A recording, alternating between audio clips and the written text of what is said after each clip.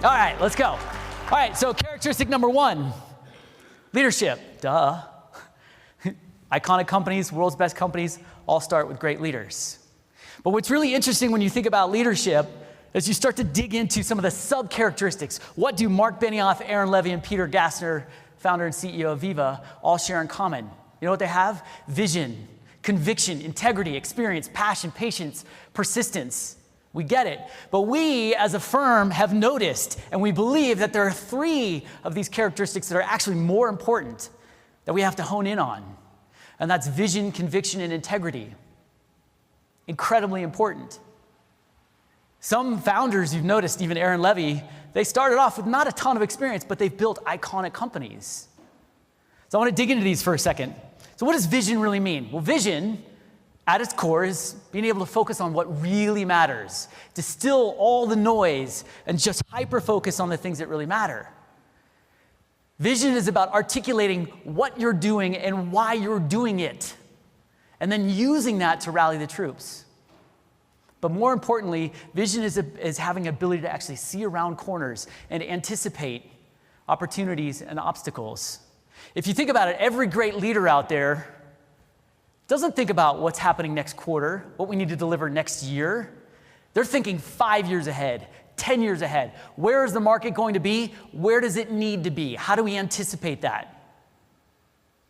Now, how do you know if your leader, or you as a leader, has vision? Well, what we've noticed from companies that come present to us is a leader that has vision can clearly set organizational direction. They know how to guide the ship, and they know how to set their purpose. They actually have a purpose. It's so interesting we invest in these early stage companies because they have a great product that solves a problem. But then you start to dig in, you're like, why do you exist? What's your purpose as an organization? What are you trying to accomplish as a company? And I ask you this question for yourself. What's the purpose of your organization, and why are you there? The more you can start to hone in on this, the more you understand what the vision of the organization is. And this is how you articulate your vision as well. A leader with vision also displays a tremendous amount of enthusiasm, as you can imagine, and a whole lot of passion. Why? Because they got to use that to rally the troops and inspire people to do things that they never thought possible. That's what a great leader with vision does. They help you to challenge the status quo and think 10x. One of those great buzzwords. Let's see how many buzzwords I can use in this presentation. Right, and of course, great vision, they may talk a good game, but at the end of the day, you always have to validate it. Validate it from their peers and previous experience. Did they actually take the company or their function or their organization where they said they were going to go? Vision, number 1. Conviction. What does conviction mean? Well, my good friend and partner, where are you? Brian Jacobs? There he is. Mr. Brian Jacobs on the plane here gave me his definition of conviction. And conviction really, truly is a belief about the future. And that's actually how you change the future. Thank you. Brian Jacobs, one of the co-founders of Emergence Capital. I don't know why he's not up here and I'm up here. I'm the new guy in the family. This is my punishment, I guess.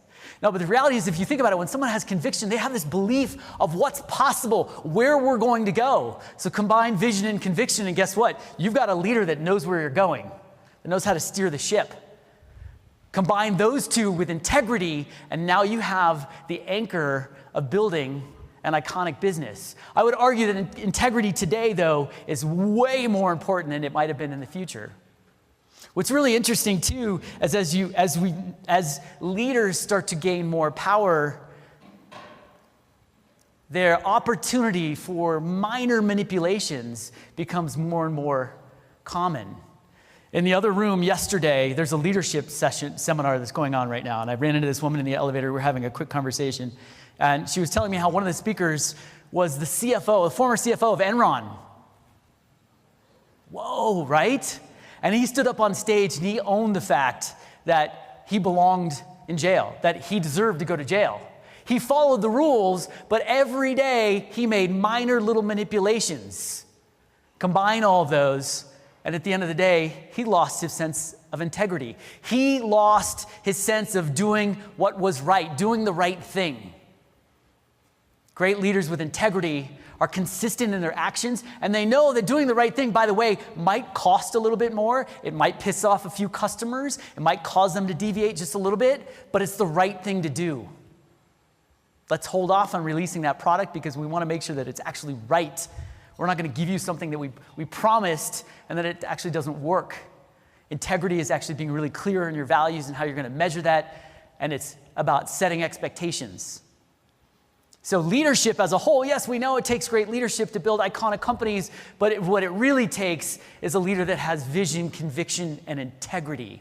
These are the things that we look for, and you think of the world's best companies, they all have that.